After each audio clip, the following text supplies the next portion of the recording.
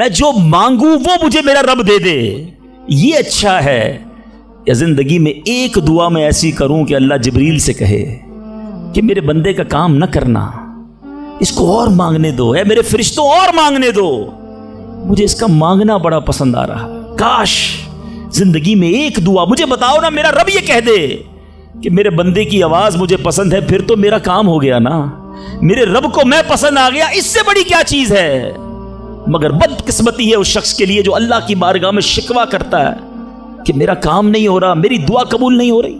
جلدی نہ مچایا کرو، اللہ پر بھروسہ رکھو۔ اور اب آخری بات سے اور آپ کا کلاؤڈ کلیئر ہو جائے گا۔ وہ لوگ جو کہتے ہیں پتہ نہیں میرے مسئلے حل کیوں نہیں ہو رہے، میں اللہ کی بارگاہ میں اتنا دعا کرتا ہوں مسئلہ حل نہیں ہوتا۔ سنو، اب میں آپ کو ایک لاجیکلی مثال دیتا ہوں یا عقلی مثال دیتا ہوں۔ آپ والد ہیں، آپ میں سے بہت سارے والد ہوں گے، کئی بڑے بھائی ہوں گے، آپ نے بچے پالے ہیں یا کئی ابھی بھی بچے والے ہیں۔ میں آپ سے سوال کرتا ہوں، آپ کا چھوٹا بیٹا ہو، اسمال چائلڈ، بیمار ہو جائے، گلا خراب، فلو، شدید کھانسی، اب وہ بچہ آپ سے ضد کرے کہ ابو جان میں نے آئس کریم کھانی ہے، میں نے ٹھنڈا شربت پینا ہے، کھانسی بھی ہو رہی ہے، بتائیے آپ پلائیں گے اس کو؟ جواب دیجئے۔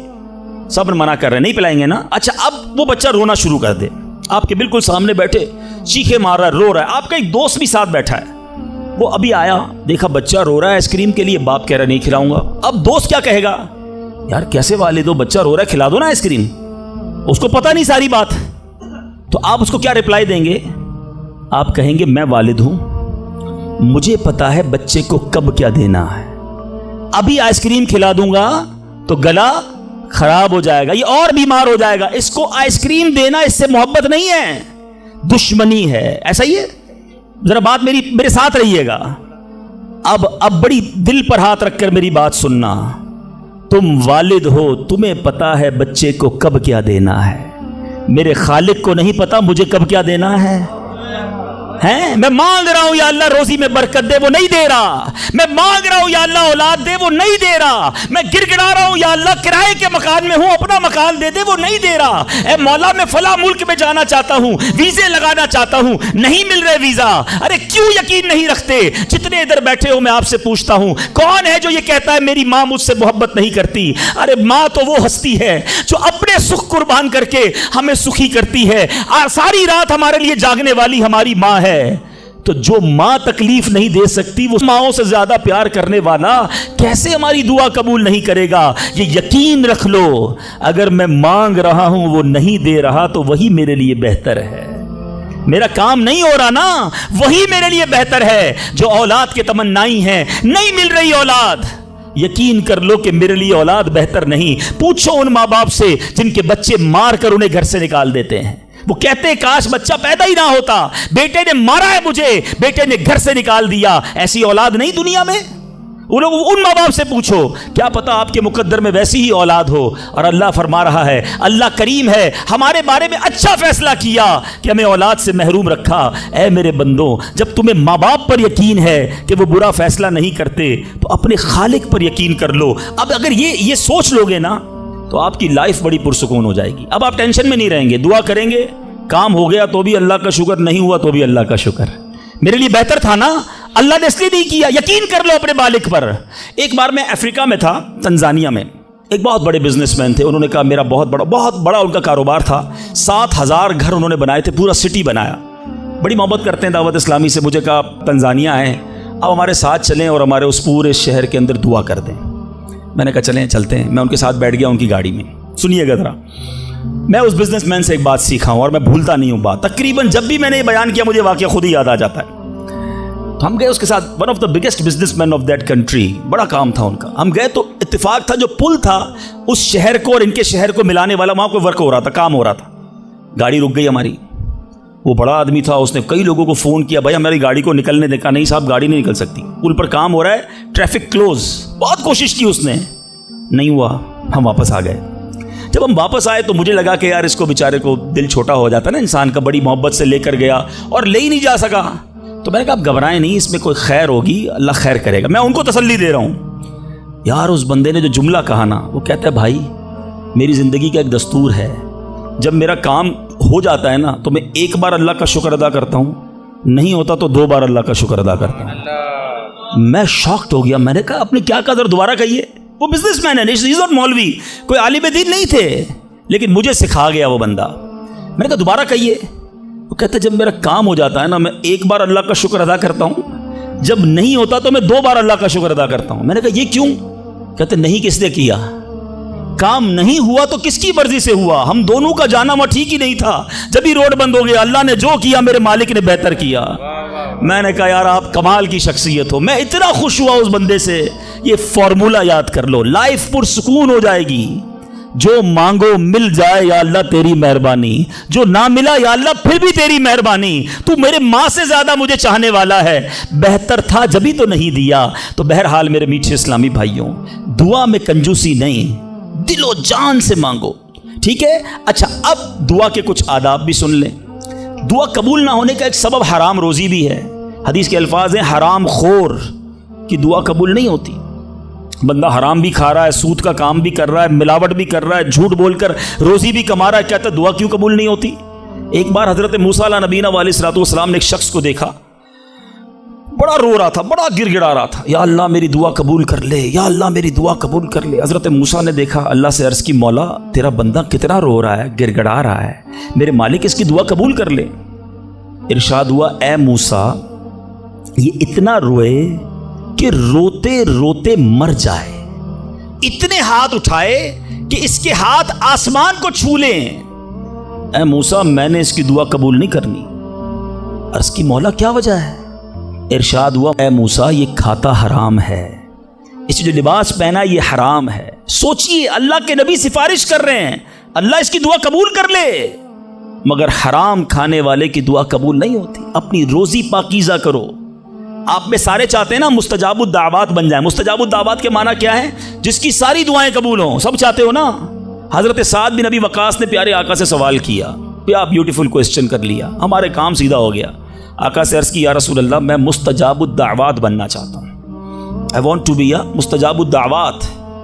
نبی پاک نے کوئی لمبا چوڑا, آپ کو تو پورا سلیبس دیا جاتا ہے نا, پی ایچ ڈی کرنا ہے تو اتنی کتابیں پڑھو, ایم بی بی ایس کرنا ہے تو اتنی کتابیں پڑھو, لیکن مستجاب الدعوات تو کمال ہو گیا نا. اس سے بڑی ڈگری ہے کوئی؟ جو دعا مانگو وہ مل جائے. کوئی بڑا سلیبس نہیں دیا نبی پاک نے, اتنے سال روزے رکھو, اتنی تلاوت کرو, اتنے سجدے کرو, اتنے طواف کرو. سنو, ایک لائن میں میرے آقا نے جواب دے دیا, فرمایا اے سعد اپنے لقمے پاکیزہ کر لو تو مستجاب الدعوات ہو جاؤ گے. That's it. غذا پاکیزہ ہو, آپ کی دعائیں قبول ہونا شروع ہو جائیں گی. ایک اور بڑی اہم بات جو مسٹیک کر جاتے ہیں وہ کیا ہے کہ ہم دعا کے اندر فوکس نہیں کرتے. یاد رکھیں اللہ غافل دل کی دعا نہیں سنتا, یاد رکھیے گا. مثال کے طور پہ ہم دعا کرتے وقت آمین, کبھی ادھر دیکھ رہے ہیں آمین آمین آمین, بات اللہ سے کر رہے ہو اور دھیان کہیں اور ہے. اس کو میں آپ کی اگزامپل دیتا ہوں. آپ میں سے کئی ٹیچرز بیٹھے ہوں گے, پروفیسر بیٹھے ہوں گے, سیٹھ بیٹھے ہوں گے, والد بیٹھے ہوں گے. آپ کا اسٹوڈنٹ آپ کے سامنے بیٹھا ہے, آپ کا بیٹا آپ کے سامنے بیٹھا ہے, آپ کا ماتحت آپ کے سامنے بیٹھا. آپ اس کو بڑا کوئی بات سمجھا رہے ہیں, بیٹا دیکھو یوں کرنا یوں کرنا ہے. وہ کبھی ادھر دیکھے, کبھی ادھر دیکھے, کبھی موبائل نکال لے. کیسا لگے گا آپ کو؟ کمال ہے یار, میں تم سے بات کر رہا ہوں اور تمہارا دھیان کہیں اور ہے. توجہ سے سنو. آپ کو برا لگتا ہے آپ کا بچہ آپ کی بات نہ سنے. تم رب کی بارگاہ میں ہاتھ اٹھا کر دھیان کہیں اور ہے, کدھر سے دعا قبول ہوگی؟ یہ بے ادبی ہے. بارگاہ الہی میں حاضر ہیں تو بس فوکس, پتا چلے میں کس کے دربار میں ہوں. آنکھیں جھکی ہوں, ادب سے بندہ بیٹھے وضو کر کے, ہیں اس کا خیال مالک کے دربار کی طرف ہو کہ غلام ایک مجرم بادشاہ کے دربار میں ہاتھ اٹھائے بھکاری بن کر حاضر ہوا ہے. پھر دیکھیں کیسے عطا ملتی ہے. ایک اور مسٹیک دعا قبول نہ ہونے کا ایک سبب, اور وہ ہے یقین. ایک بڑا پرابلم یہ ہے, بندہ کہتا ہے یار چلو مانگ لیتے ہیں, باقی ہوتی نہیں اپنی دعا قبول. ہے روایتوں کا مضمون ہے جو بندہ یہ کہے نا کہ دعا پتہ نہیں قبول ہوگی یا نہیں, اس کی قبول ہی نہیں ہونی ہے, وہ نہ مانگے. یقین چاہیے, وہ بلیف چاہیے, وہ یقین ساتھ ہو تو پھر دعا عرش تک جاتی ہے.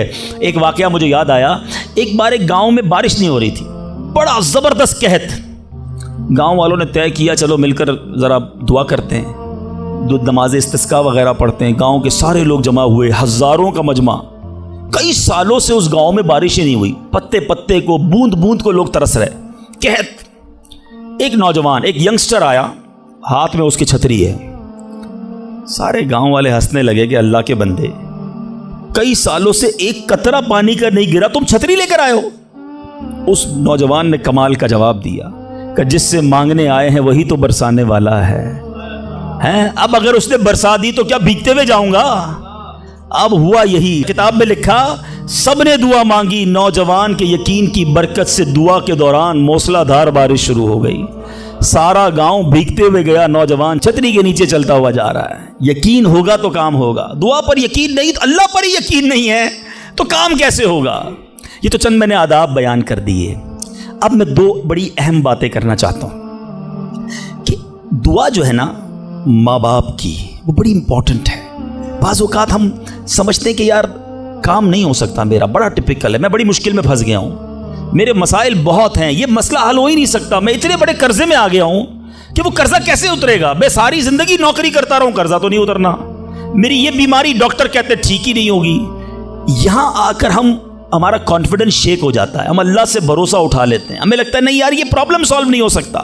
آج ایک بات سیکھ کر جانا، جو پرابلم آپ کے سامنے بہت بڑا ہے نا وہ آپ کے لیے بڑا ہے۔